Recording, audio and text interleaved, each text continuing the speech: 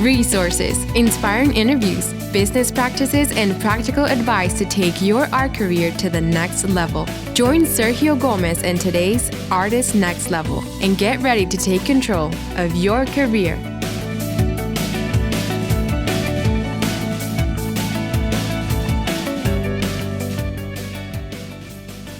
Well, hello, my next level friend. Welcome to a brand new episode of the Artist Next Level podcast. This is a special edition episode in which I am interviewing artists from around the world as they are stuck at home during the coronavirus lockdown.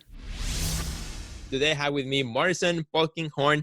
He is joining us all the way from Cambodia. We're going to have a great conversation about adjusting to this indoor life. Hey, Morrison, good to see you, my friend. How are you? Hey, so said I, Sergio. Hello, so said I. Good to see you. Super happy to be here with you today. And what time is it for you right now in Cambodia? What time is it in Cambodia? Right now we are 9 here in Chicago. 9 12 hours different. 9 p.m.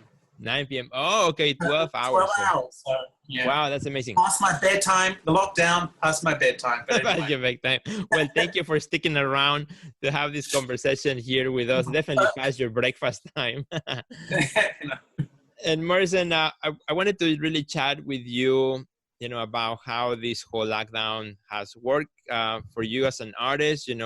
Now you're an artist who also does a lot of things with materials that you find, that you create yourself. You make your own brushes. You've been doing some videos about that. So we're going to have a little bit of a really fun conversation about the work that you do. We have known each other through social media and also through the Art Next Level Academy, where we have kind of seen each other as well through some of the videos there. So it's really fun to now have this one-on-one chat with you. And let me ask you first, Morrison, how is the situation there in Cambodia right now because of the lockdown?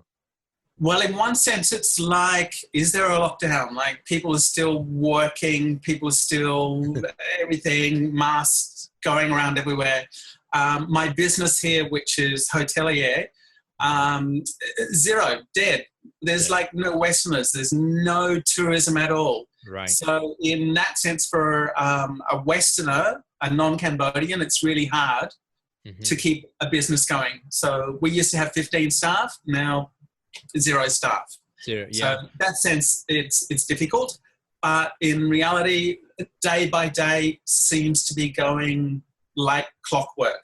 Okay. Yeah. And is the country, like borders are closed, like travel allowed outside of the country, or?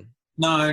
We're in between Vietnam and Thailand. Those borders are closed. You can't do a land crossing. You can't fly. There's talk about in a couple of weeks opening up again. Who knows? We really don't know. But hey, just live every day as it is and try and do the best. Wow, yeah. And so you're originally from Australia and now living in Cambodia. So how long you been there then? I've been here for 6 years. 6, okay. 6 years here in this little town called Battambang. Like, I remember telling my folks, we're going to move to Battambang. Where? never heard of Battambang, but like, Cambodia, are you sure?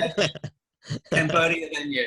So Battambang is about 3 hours drive to the big Angkor Wat, the main temple areas, which normally there's like 3,000 people there. And at the moment, there's no one there. So it's a great time to go to these historical 1,000-year-old temples. So I don't know if you've seen Tomb Raider, Angelina Jolie, but those historic temples there are mind-blowing. Wow. Amazing. And so is there a art community that you connect with?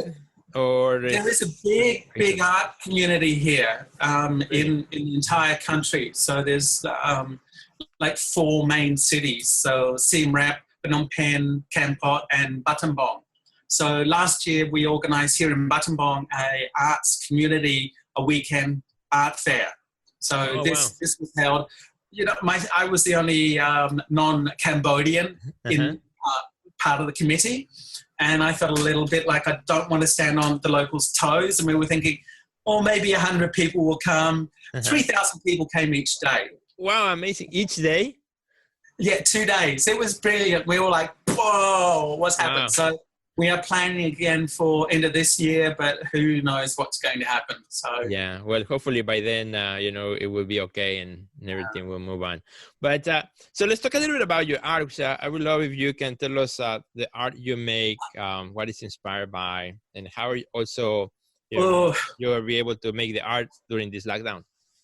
That's a long story, but for the last 30 years, my career is in textile design. So my career is basically 18th century French tassel making and weaving, etc. Mm-hmm. And I was very busy back in Australia doing that. So part of the idea was we'll come to Cambodia and would continue with the same work here. But I found I had more time up my sleeve because in Western countries, there's this bang, bang, bang, everything has to get done. Here, much less so. More relaxed. I'm loving it. So I had time up my sleeves. And basically, about 4 years ago, downstairs in the shop, no clients, funky music happening. And I went, I want to make some art. So I want to make a square.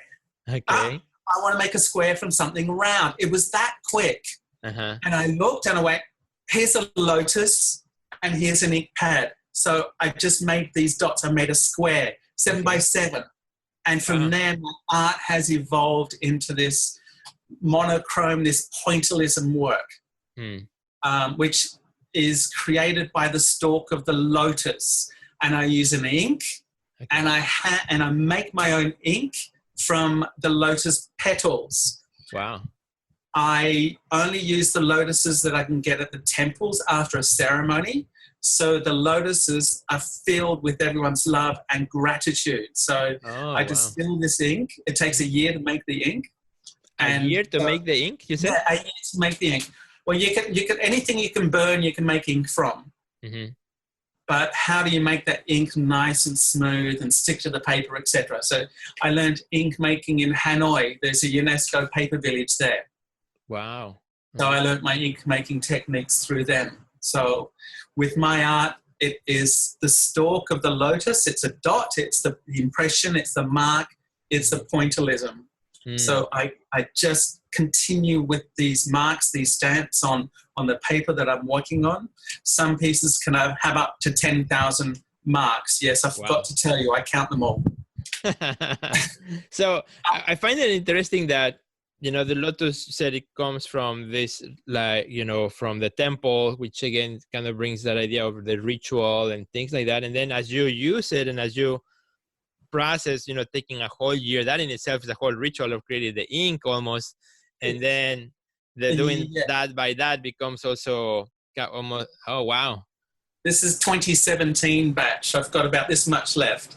Wow. So I've got a 2018 batch and a 2019 batch, so I'm prepared. So it's almost like wine. The older the batch, the better? The blacker, the better. It's great. It's an ink.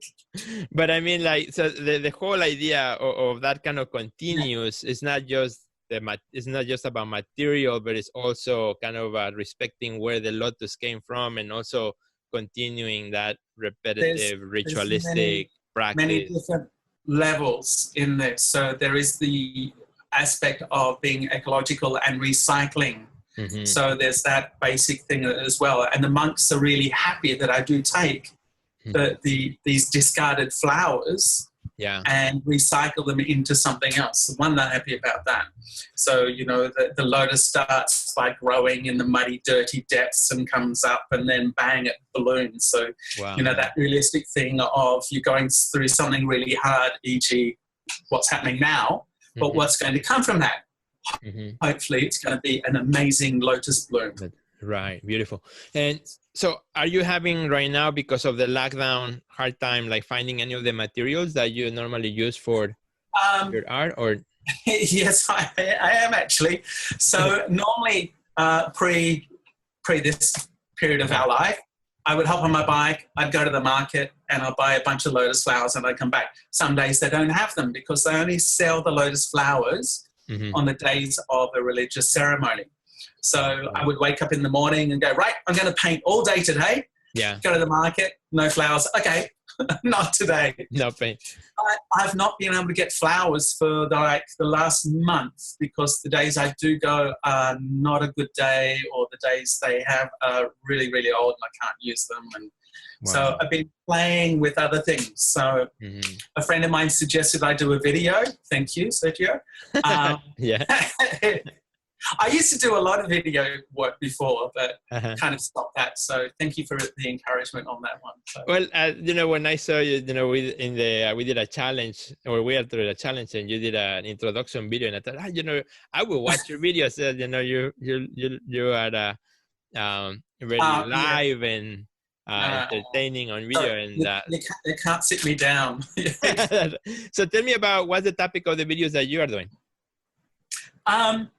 Well, I have a love of handmade items. So everything I do, I try to hand make myself. I also teach a workshop on gift packaging. So, and with my career before, with the weaving, the textiles, having to make everything I work with. So I'm thinking the line of the video will work more of me making something, e.g. tools, or last week I made a brush from a feather.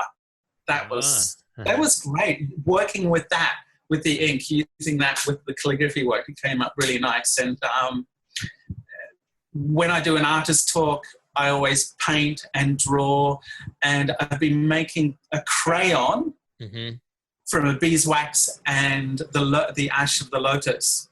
Wow. So I've been doing this in the artist talk. So my video today was about how to make a crayon. Well, Morrison, thank you so much for that. Thank you so much. Hey, listen, I've got an exhibition on at the moment at the Sofitel in Phnom Penh. Let us know, yeah. It was for 3 months, and it's been extended, so I'm happy about that. So, okay, great. So, 138,149 dots, I think it is. I lost count, but anyway. Wow, that's amazing. So we'll put some pictures here as we go through the episode. And where can our friends find you on social media and your website, which, by the way, you have a beautiful website. If your friends shucks, thank you. It took me 5 minutes and a couple of months. Where can our friends find you? Okay, so Instagram, Facebook, YouTube, and pretty much they're all under my name. So Morrison_Polkinghorne is my Instagram. Super. And I will have it here on the screen. And if you're listening through the podcast, you can just check out the notes for the episode, and you will find it right there. Well, Morrison, thank you so much for your time. Have a great restful night. Wishing you all the best there in Cambodia, to all our friends there as well. And stay well, be safe. And to all our friends watching, thank you for joining us today. Please check out Morrison's site, and also on Instagram, reach out to him if you would like to see some of his work and some of his video tutorials that he is putting out there as well. Have a great day. We'll see you next time. Goodbye. Thank you. See you soon. Bye.